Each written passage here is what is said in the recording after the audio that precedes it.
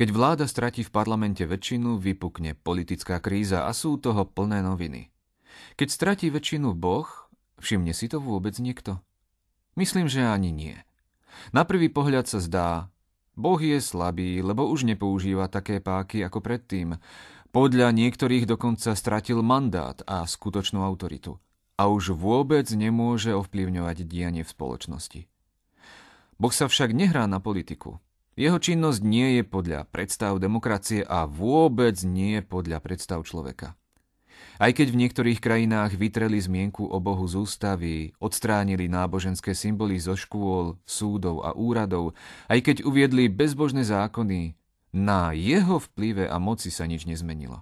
Nepotrebuje sa zapáčiť voličom a ani nemá záujem o štátne dotácie a preto sa nepotrebuje zviditeľňovať. Nestiahol sa zo sveta človeka, len niektorým dovolil, aby realizovali svoju zlobu.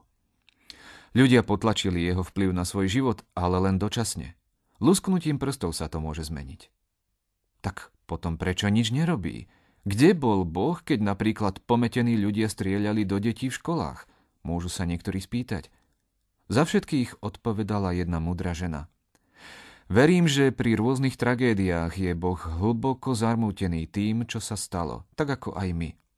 Ale roky sme Bohu hovorili, aby odišiel z našich škôl, z našej vlády a z nášho života.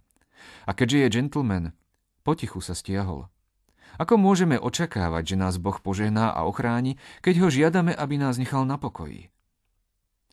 Pozrime sa teraz spolu do Getsemanskej záhrady. Tam, keď zatýkali Ježiša Krista, všetci jeho učeníci ho opustili. Spútali ho ako nejakého zločinca, následne falošne obvinili a odsúdili. Všetky svoje podvody zlegitimizovali. Učeníci dostali strach, Kristova spravodlivosť bola v očiach bežných ľudí očiernená, no on ani tak nikoho a nič nestratil. Zdanlivo zomieral ako bezmocne visiaci na kríži, avšak vstal z mŕtvych. A teraz sedí po pravici Boha Otca a čaká, kedy mu budú nepriatelia položení ako podložka pod nohy. Jemu patrí všetká moc, na nebi i na zemi. Ľudia si môžu myslieť opak. Médiá môžu ukazovať jednoznačnú nadvládu človeka nad prírodou aj nad vlastným životom. Ale prvé a posledné slovo má vždy Boh. On je stvoriteľ, udržiavateľ a spravodlivý sudca. On nie je do počtu, ani na spestrenie náboženského koloritu, tak ako sa to stáva niektorým politickým stranám. Nie je s ním možné urobiť koalíciu. On chce všetko, alebo nič. Tam na kríži sa zdalo, že všetci, celý svet sa oprávnene smeje bezmocnej troske, ale smiech ich prešiel. Len úplatkami a špinavou politikou sa im ako tak podarilo na chvíľu zabrzdiť ich úplné odhalenie, že Ježiš Kristus vstal z mŕtvych. Boh sa dobrovoľne obmedzil a prijal telo človeka a s tým spojené všetky obmedzenia. Nepredstaviteľne sa ponížil. Ale on nie je ako mlčiaca väčšina. Nie je ani slabý, ani malý a ani odkázaný na tvoju pomoc.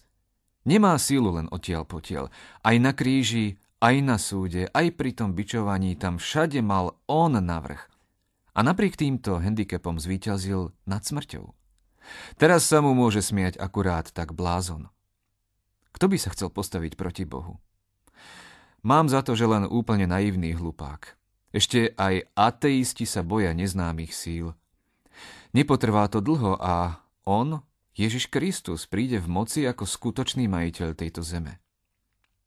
Boh určite nepotrebuje tvoju podporu a už vôbec nie tvoj hlas, priazeň alebo oslavovanie, ale hľadá tvoje srdce. On je vždy väčší ako ten, čo je vo svete. Ani celý svet ho neprehlasuje, aj keby si ľudia v referende odhlasovali, že Boh neexistuje. Na druhej strane, on má právo veta na tvoj život.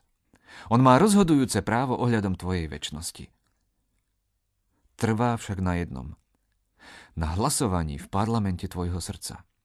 Dal za teba všetko a preto chce od teba rovnakú reakciu. Chce úplnú a večnú väčšinu. Chce všetko, pretože za teba dal všetko. Kvôli tomu, aby ťa zachránil od večného zatratenia pripraveného vďaka tvojim hriechom. Prijal trest za tvoje hriechy, hanbu namiesto teba a bol tým pádom terčom Božieho hnevu. Namiesto teba. Ak Ježiš Kristus ešte nie je tvojim pánom a záchrancom, potom si pred Bohom bezmocný a mŕtvy. No vďaka jeho smrti a zmrtvých vstaniu teraz môžeš aj ty v duchovnom zmysle vstať z mŕtvych. Poviem to trochu inak. Už od dneška môžeš mať plný vzťah so živým Bohom, ktorý je založený na odpustení.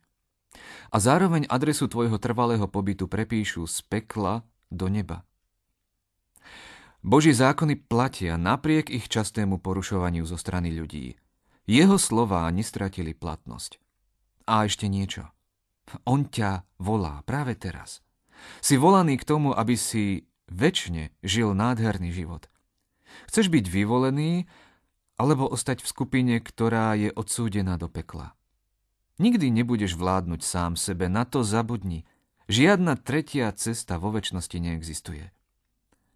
Rád by som do tvojej pozornosti uviedol jeden veľmi dôležitý text z Božieho slova. Znie takto. Nemýlte sa, Bohu sa nebude nikto posmievať, lebo čokoľvek človek sial, to bude aj žať. Čo chceš žať